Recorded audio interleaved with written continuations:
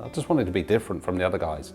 I got the Premier League out of my head. The following day I went and won the Milton Keynes floor tournament and I hit a 9 dart. Just look to the future.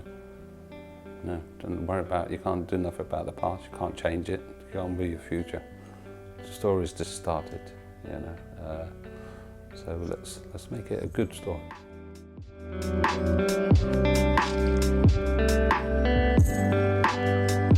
Peter, first of all, thank you for inviting us to this incredible home you've got in your man cave. Yep. First of all, how is life as world champion? I don't know. I just felt like world champion for a couple of days, to be honest, because all the press and everything I was doing, and doing TV and stuff like that. That was, you know, obviously that's what a world champion's got to do. But you know, I've forgotten about it really until you turn up, you know, today, reminded me. But you know, I'm just thinking, just getting on with the next tournament, try and win that, and you know, try and have a winning run, keep it going. Sure. We're going to go back right to the start of your journey to becoming world champion. So, Okay. if you can remember that far, do you remember your first memories of darts and how you got playing the game? Well, just watching it on telly. I think it was the like MFI Open at the time, and those like Big Cliff Lazarenko was on there, Jockey, you know, Eric, all them guys, them characters, and I just like, and darts just went, that's a crazy game, you know. It's just like, let's give it a try, and just obviously, and that was the age of 13 when I got my first set of darts. So the game struck a chord with you personally, and then you start throwing the darts. And when do you realise that you're quite good? I don't know. My stepdad used to bring his friends around, and they used to play darts, and I used to get beaten by them all the time. And then every time I was coming home from school, I was going back on the board, practicing. And every Friday I got better and better and better, and I ended up beating them. So in your formative years playing the game, I believe you had a unique way of playing the game. Oh, I think it's unique. I didn't have a dartboard at the time, and it's like I just threw on trees. It's a bit cruel, sorry, but yeah, that's I was just like throw from one tree to another tree and just stuff like that, and it's a silly thing to do, but as I said, didn't have a dartboard. So then when you progressed from the trees to the dartboard, you realised you were even better, and you're playing your dad's friends, and you were quite successful against them. Yeah. I played my dad's friends and everything, and obviously they used to beat me, and then I got better, practiced more, practiced harder, and then obviously I went to this Labour club and played there. It's like winner stays on, and I was played for at least 5 hours undefeated. And this guy from the B-side of the Lord Derby, which is George Noble's dad's pub. George Noble used to be #1 youth player at the time, and he said, you should go down there, I'll play for the B-side, but you're better than me. Say you want to join the A-side. So I went down there and introduced myself, and I walked into the bar, and there was 2 people in there. There was George Noble's dad and Big Cliff Lazarenko sitting at the end of the bar.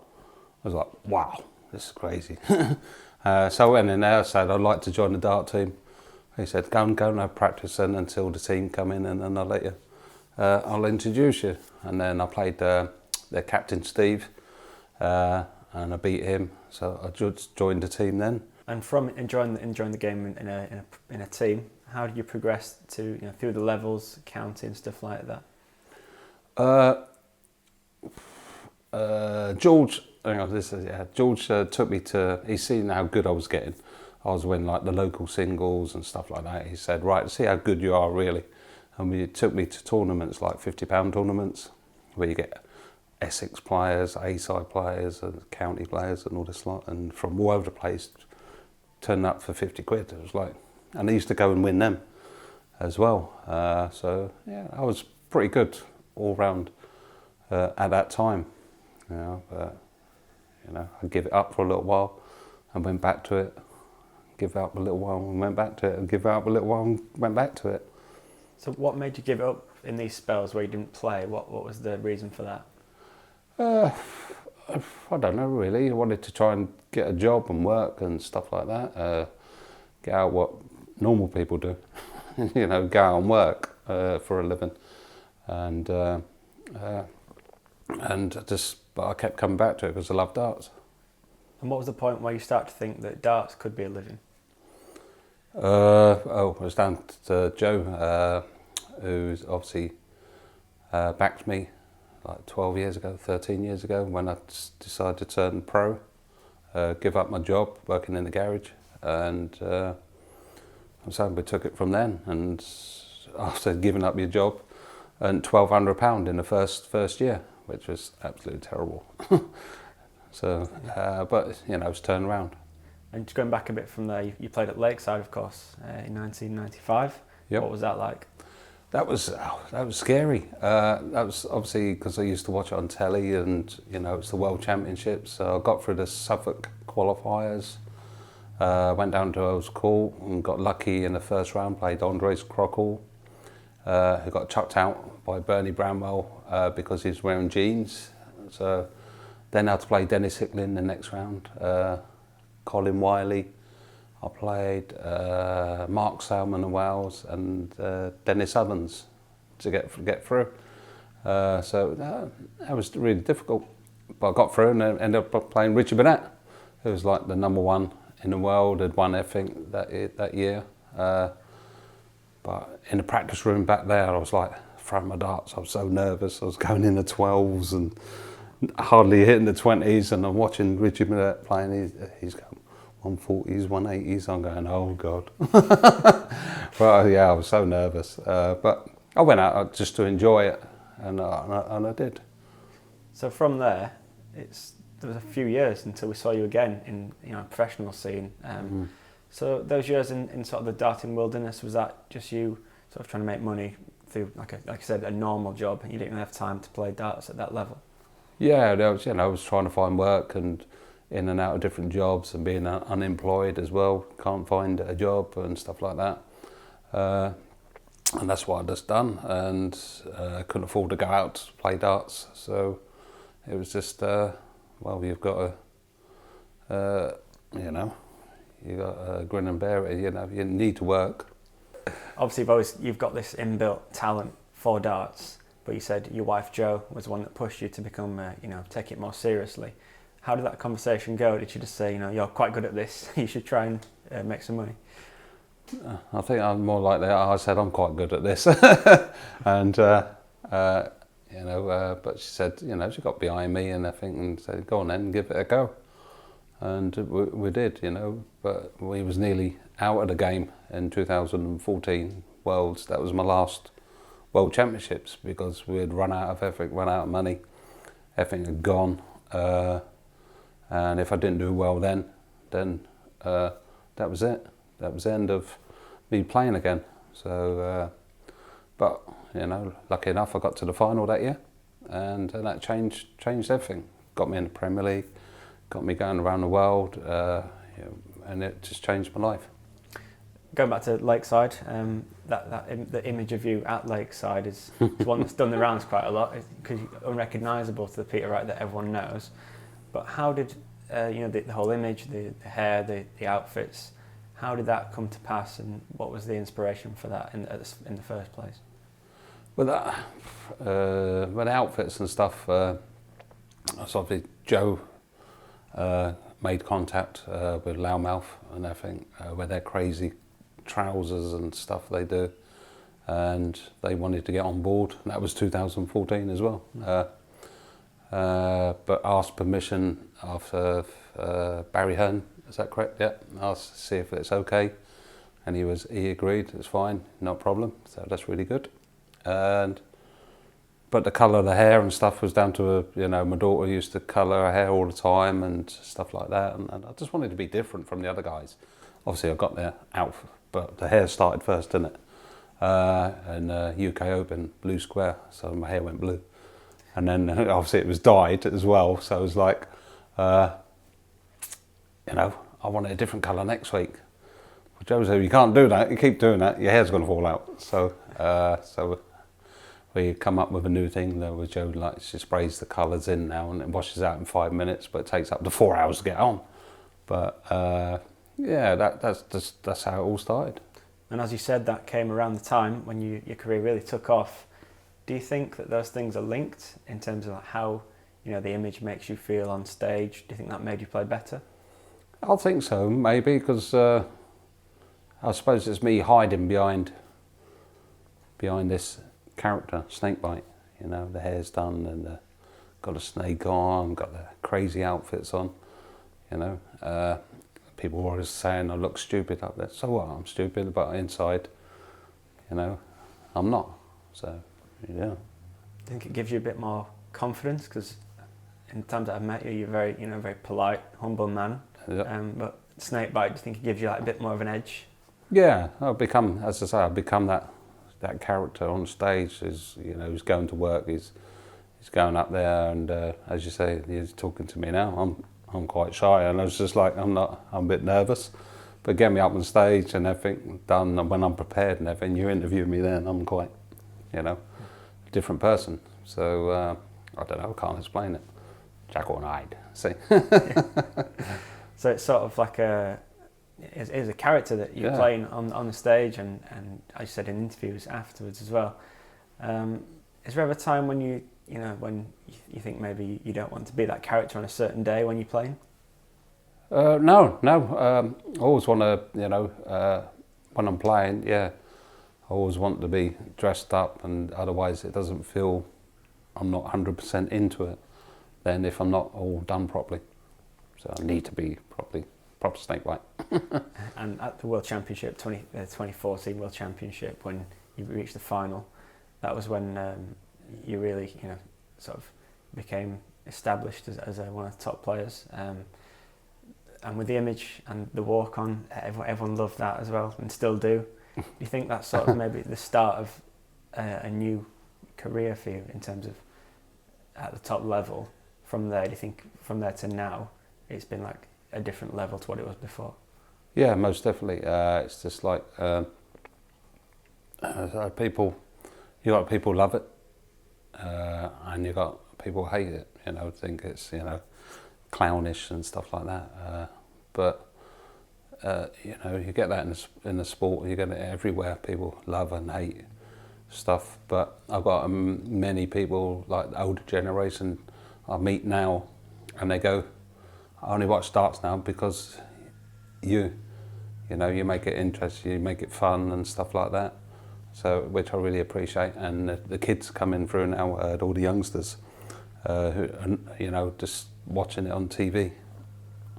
They get, you know, I'll get cards and letters off of them saying how much they watch darts now, enjoy darts, because this crazy guy jumping across the stage in loud outfits with crazy hair, and they go to school as a favourite sportsman as me, and it's like, what? That's mad.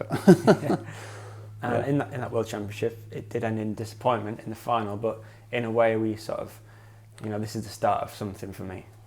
Yeah. But I was, as I've said in interviews before, I wasn't ready to be world champion then, and I knew this time when I played, Michael, I was ready, you know, to take on board what you have to do and stuff. I'd learnt a lot from all the defeats, and yeah, that did change everything, you know, put me into the Premier League. A year before that, we'd already planned, you know, if I'd done well in the Worlds, I won't get picked for the Premier League, but I did, and it was like, so I was thrown in the deep end there. And do you ever look back now to those times when you were thinking, I might not be able to play the game because I don't have the money to play it? Do you ever look back and think how far you've come? No, just look to the future. No, don't worry about it. You can't do nothing about the past. You can't change it. Go on with your future. That's it. That's a champion's mentality, isn't it? Exactly. That's it. It's like, that's already won. That's off the list. Defend it to get on the next one. That's it. That's what we're going to do. And in the years between being runner-up in the World Championship and, of course, winning it, what do you think mentally the changes you went through in the game in that period? Mentally, obviously, I've lost in many finals of other tournaments as well, mainly against Michael. But that's why he's the best in the world. That's why he's #1 in the world. But yeah, mentally change it, learning from your defeats. If you can't do that, a lot of people can't. But I can. I analyse what I do. That's why I change darts and stuff like that, to clear my mind and then approach it fresh.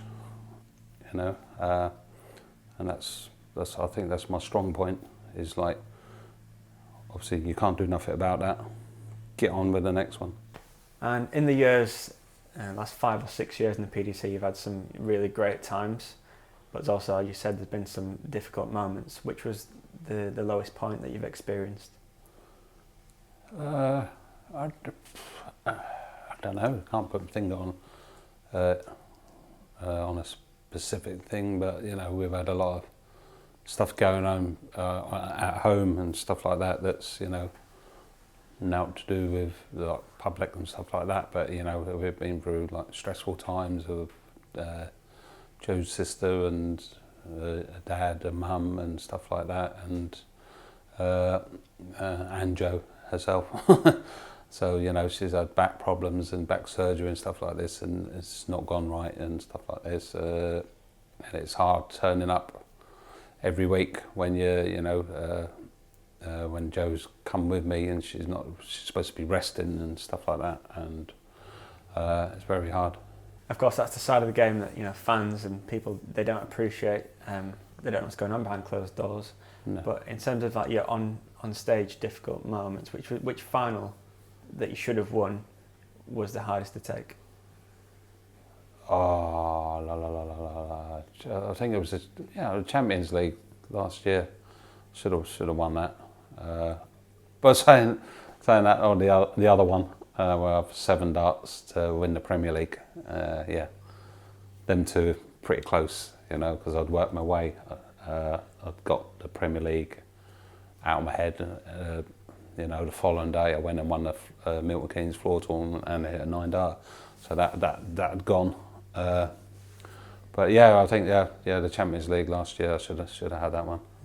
It's very few players that would be able to do what you just said. You know, stuff like disappointment one night and then the next day get up and do that. So, what do you think is different about you? That's because you just got to learn how to forget things. You can't do nothing about it. That's it. You know, your front. That's like once you release them 3 darts, you can't change it through the air. It's like when they're in, that's it. You can't change nothing. So that's it. That's why I just think, well, just go on with the future. You can change it by hitting a 180 net score or finishing next time. You learn from the mistakes. And do you think that's the attitude that has ultimately won you that trophy? Yeah, definitely. It was because I know how I felt against Michael. I know how I felt against Gizzy. That I was going to beat him. Doesn't matter what if they turned up in playing him better, I would have stepped up in better, because that's the frame of mind I was in, the zone I was in, and after playing them many times, I know when they're not quite on it, to jump on it like they normally do with other people. That's it. We'll just look a bit more detail now at the World Championship just gone. Okay. So first round, Noel Malik Dem. Wow. Previous year, you went out to Tony Alcindor's first round. Were you thinking, oh no, here we go again? I was. I did. I was standing there on that stage going, how's he hitting this and how's he hitting that? And but it was down to myself not scoring as high as I should be and not finishing as strong. But he was hitting, it just seemed like he was hitting everything. And yeah, I did think back to Tony's game. I was thinking, oh, he went and won. He beat me and then lost in the next round.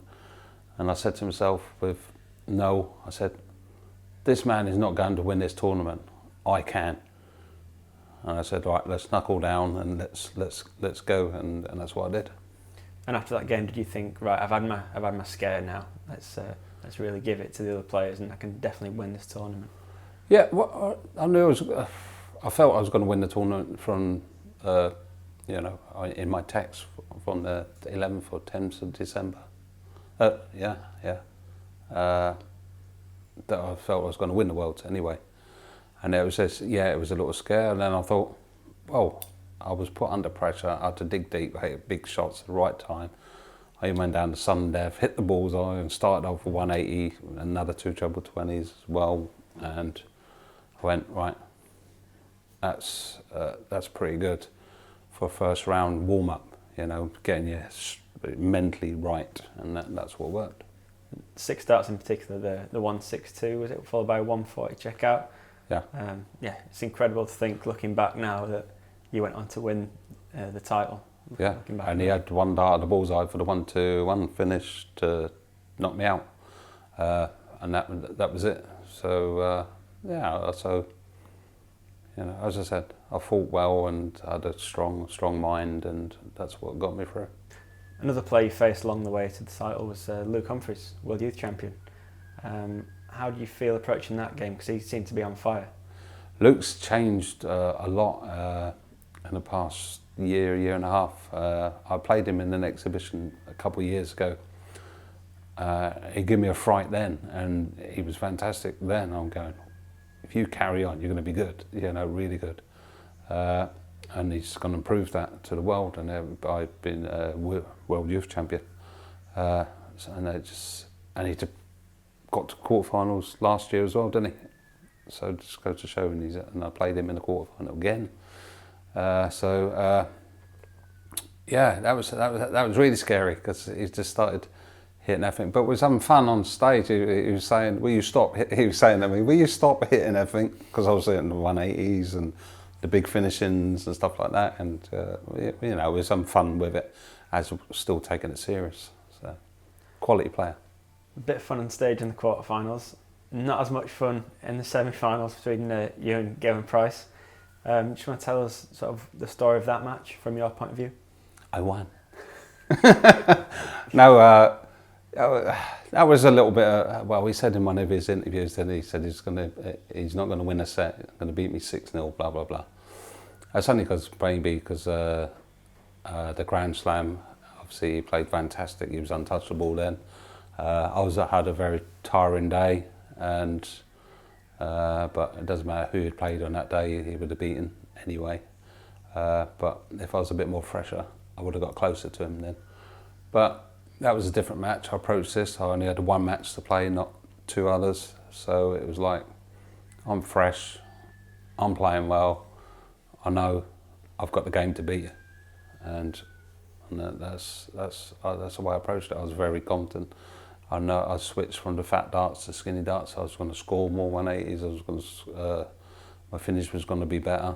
But there was a bit of banter downstairs, and he was saying, because I had my blue dart case, he said, "I bet your diamond darts are in there's going, and I'm going to go up 2 sets in the lap, and you're going to get your diamond darts out." I said, "Yeah, I'm not." Oh, yeah. So he said, "Yeah, I bet I'm going to win the first 2 sets." So okay then. So obviously I won the first set, and just got to give him a little poke like that, So just to say, I took the first set, and that was it. Then and then I just took it serious from then, and just concentrate, knuckle down, and just made sure, I weren't letting him come back. And after the second set, he gave it a bit to let you know that he'd won that set. But from then on, you sort of quietly went about just winning the game. Do you think that you just won the mental battle? Do you think? Yeah, I did. Yeah, so I just knuckled down, focus. He wanted me to focus, be professional, and that's what I did. And but it was him in a way helped me, win the final. Why he said, you should be more instead of mucking around. You should be more professional. So I took that on board. Thank you, Casey. And then moving on to the final, what do you remember about the build-up the day before and sort of on the day itself, and how did it feel different to when you played him before in finals? obviously it's going to feel different because it's the world's final. It's the biggest and the best. So it's, you're more nervous. Obviously, it's New Year's Eve, so everyone else is going out having a good time and stuff like that. But me, no, I made sure I had the most rest possible. And what was your mentality approaching the game, with it being against Michael, a man you've played many, many times, beaten him a few times, but he's the world number one. So how was what was your mental state going into the game? I knew I had the game to beat him. I knew I was well, with the stats, I was near enough double what Michael was doing, and I thought if I'm just doing that, plus I've got extra to come as well if need be, and I thought, well, if I carry on what I'm doing, and the only way I'm going to lose it if I fall to bits on that stage, and I weren't going to let that happen. So I just went, right, just go out and play my game, and just like when Michael made mistakes, I jumped on him, and that's all I done. The painful defeats you talked about earlier, about Champions League, Premier League, were they on your mind at all going to the game? Were you trying to think this is going to be my revenge? Yeah. In a way, it was in the back of my head saying, all right, this is one everyone wants to win, most of all, and this will make up for all the rest easily. To get revenge on him, and I don't know, in the UK or anything like that, or Grand Slam, it wouldn't mean as much. So, to get him in the final of the Worlds and beat the number one is, it's a great feeling. Because to win this one, of course, your name's in the history books forever. Whereas some of the other ones, although they're great to win, but they don't go down in history like this one, do they? Yeah, and 2020, start of this century as well. It's like, wow. But just getting your name on that trophy and just get to hold it and stuff like that, it's just, it's crazy. When you got back to 2-2, was any part of you worried at that point? No, not at all. As I say there, but he shouldn't really been that close to me anyway. It was only me not being, I wasn't totally focused. Like I'd lapsed because I'd gone 2-0 up and took my foot off the pedal, as I say, which I shouldn't have done. And I should have just kept on ploughing through and just tried to beat him 7-0. But that's never going to happen. But that was the idea. Well, to win 7-3 against the world number one, there's not many better ways to win a world championship than that. Yeah, exactly. That's a nice scoreline, but I saw a little clip of my game the other day, and Michael missed a double here, a double there to win sets, but I'd done that in 2014 against him. That should have been a lot closer. I'd done exactly the same, missing that one dart double there, and that was just, it worked. It went in. So you step up to the board, 3 darts in your hand, going for double 10. Are you thinking of anything at that point? And if so, what were you thinking? I was thinking, I don't know, I was just thinking, all right, I've got 3 darts, and then I got another 3 darts because he left 1-5-2, and the way he was playing, I don't think he would have got that, so I had another 3 darts. So I was sort of relaxed, but then a little bit adrenaline rush was going through my body as well. It was like, I was like, I could do it here. And I thought, right. But I couldn't believe when I threw the first one, I thought, clip the wire, and I was like, how close is that? That's not in.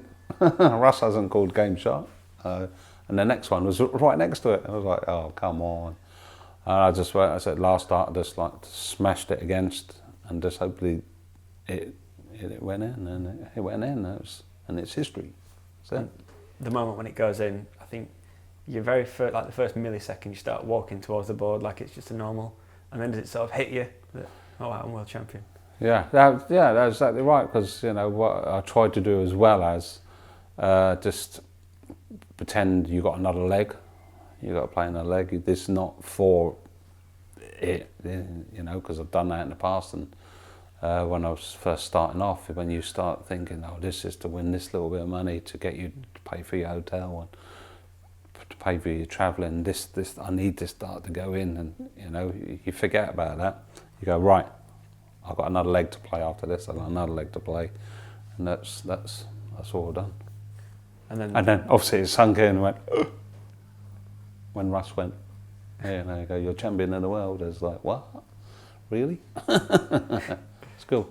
And then the outpouring of emotion. You know, you look over to your family, sat there, well, up on their feet, going crazy. But to try and describe what that was like. I was crying like a baby, didn't I? No, but that's all that was all the I don't know, with all the adrenaline and all the hard work we put in the past, and all the years, all the ups and downs, all the horrible life I've had in the past, and that's made up for it all, and just went on and all that. It meant everything. So all the crowd at Ali Pali on the night, and everyone watching at home, I think the general feeling was that everyone was really, really pleased to see you do it. Do you feel that from the fans?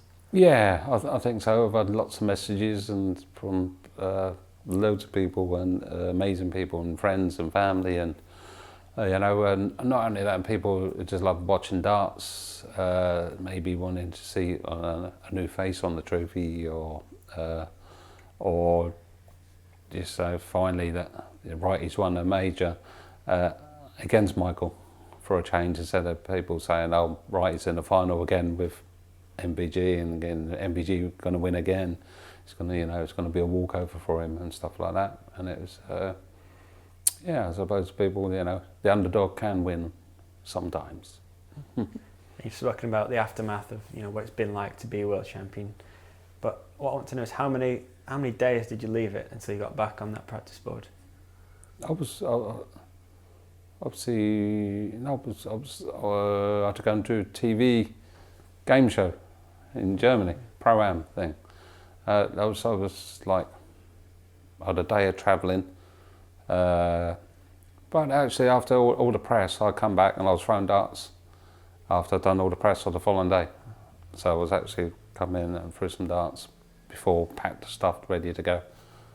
Yeah, because that job's done. Get on with the next one then. You say, don't stop playing just because you're the world champion. You've got to carry on playing because you've got a big sign on your back going, everyone wants to kick it. So you need to be practicing. Yeah. So what's any different practicing as world champion, knowing that you are world champion? It keeps shining in my eyes and everything as I'm going past it.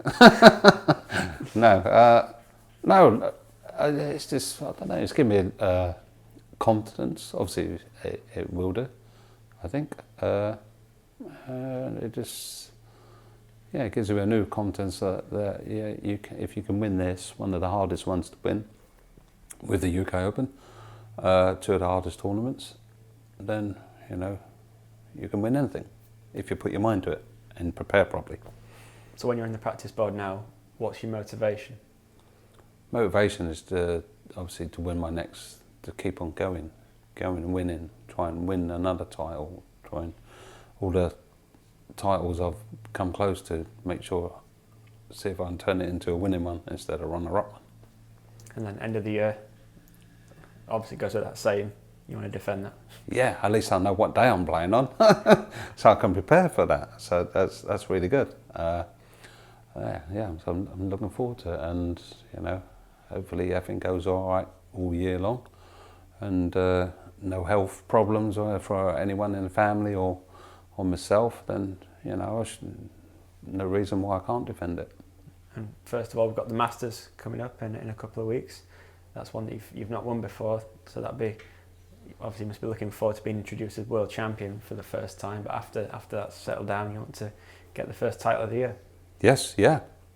Obviously, as you know, approach it in a different way as well. Like you say, as before the Masters, it's the first tournament, and it's like I used to approach it. Oh, it's just a warm-up TV tournament. Not approaching it right. It's another title. Let's go and win it. You know, it doesn't matter if it's not ranked. Let's go and win it now. That's it. That's what I'm going to do. And then after that, you've got your 7th year now in the Premier League. Wow. Wow. Yeah. Cool. Yeah. Thank you for choosing me. You still get a buzz out of playing those huge arenas? Oh, they're amazing. It's amazing how many people turn up every time. It's who love darts, but just go to show you. You guys out there, just get dartboard, practice lots. You can do a Rob Cross. You can be an old guy like me and still win it. So, it's not anyone can do it, but you've got to have it in your heart that you're going to do it. But these Premier Leagues are amazing, and so we go all around the country, and the crowds turn out and they love the darts.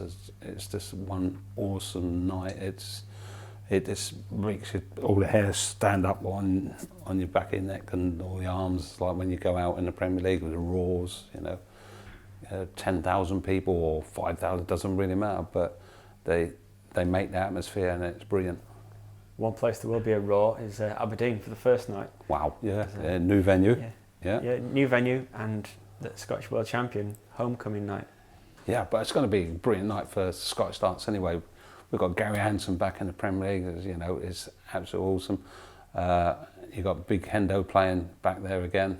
And I just hope we're not playing each other. Come on, that's not nice. But I don't know when that's coming out. You're playing Michael. I'm playing Michael. Oh, cool. That's it. So he's going to hate that. But I'm going to love it. Yeah. And then, are there any trophies in particular that you'd like to win in 2020? The match play, I think. The match play. Why is that? Because when I lost in the final to Phil Taylor, that was a very emotional thing. I was thinking, one of my idols, he's, he would won it 13 times? 16. Oh, 16. When I get 13, Grand Prix. Yeah. 16 times. And for me to get to the final that time was, I was very tired. I didn't play well for the tournament, but I still got to the final. But the respect I got for that man and what he's done for darts, and that's why I've won this trophy, because his mentality and stuff like that of winning and never giving up and always coming back stronger. When people put him down, he always came back stronger and proved to the world how good he was. And for me to win a match play would be awesome. So although you're world champion, would you say that you've still got maybe a few wrongs to right in a few of the other tournaments, such as the match play, Grand Prix? Yeah, we've got the final of the Grand Prix as well, don't I? I'm capable of winning all them now, I think. As before, it was like, can I? Now it's, I can. Plus I want to, for the World Cup pairs, want to defend our title, me and Gaz. And just finally, before we finish, one thing we must touch on is the darts that you used to win the World Championship. Will they be staying around? Well, I've got the darts I've won with, I've got them put away, but I've got the exact same dart itself and everything, and I'm going to keep them around for a little while until I get bored with them. You said you've got a bucket of darts in your garage. People often say, why does he change his darts all the time? Do you think it actually helps you to throw different things quite often? It helped me. It doesn't help everybody. It got me to number 2 in the world, chopping and changing. So I'll shut up all the critics saying you should just stick with one set of darts. But I might do now. It helped me. As I said, it helps you, I don't know, because you become lazy if you're using the same dart all the time and you're expecting that dart to work instead of aiming properly. So if you're using a brand new dart, different shape, different throwing style, then you're concentrating that little bit harder every time. Do you think it's maybe people being a bit, I don't know what the word is, sort of, if you lose a game now and again, people would just blame the fact that you change your darts. Do you think that's maybe a bit unfair? Yeah, I've lost games because I've changed darts. But if I don't try them darts, they could be like the perfect dart. But you don't know until you try them. And the time you've got to try them is in big matches. No good trying them against your friends in the pub or in a club or anything like that, or even in your dart room or in your man cave, you're not playing for loads of money. You're not playing on telly. You're not playing in the different atmospheres. You ain't playing in front of the crowds, which make things different. That's where I change my darts and try them on TV. I say some of them have worked, some of them haven't, but that's what you got to learn. You got the World Championship winning darts. How did they felt different when you were throwing them in practice? Did you think, these are definitely the ones? It was just everything I was near enough aiming for, I was getting, and it just felt the follow through on my arm and everything, and the release and everything was just right. It just felt better than any other dart I threw.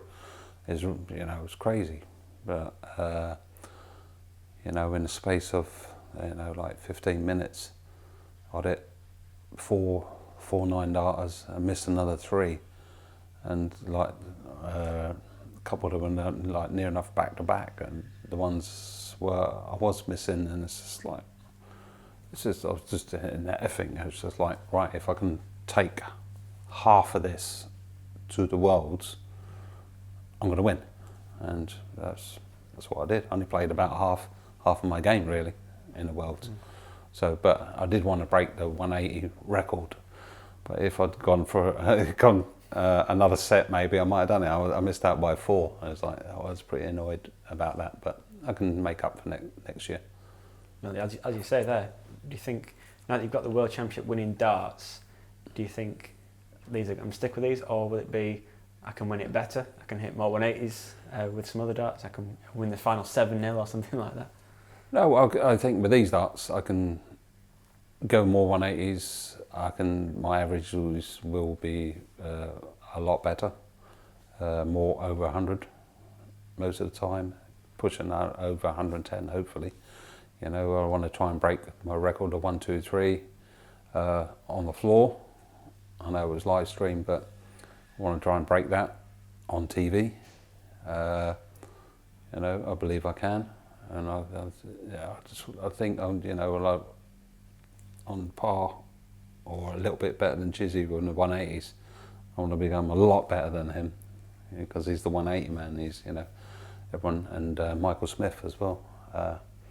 So I'm out to beat them guys. This old guy can still play. Yeah, I'd say overall the main thing I'm getting from you is that you're just looking forward, really. You're Yeah, not thinking about what's gone before. Yeah, exactly. I'm looking forward to this year. I just believe if I concentrate, I can win it. And that's it. But if, I'm not approaching that game 110%, people have got a chance. But I've got to make sure they ain't got no chances. And just to round it off, you've gone from the guy throwing darts at trees to the guy who probably couldn't. I've got a tree here. There you go, new practice board. From that to the guy who couldn't make money out of the game, and then you've gone on this incredible run over the last few years. But for you, the story's not finished yet, is it? No, the story's just started. So let's make it a good story and a happy ending to it as well. That'd be brilliant. Thank you very much, Peter. Thank you very much. Cheers.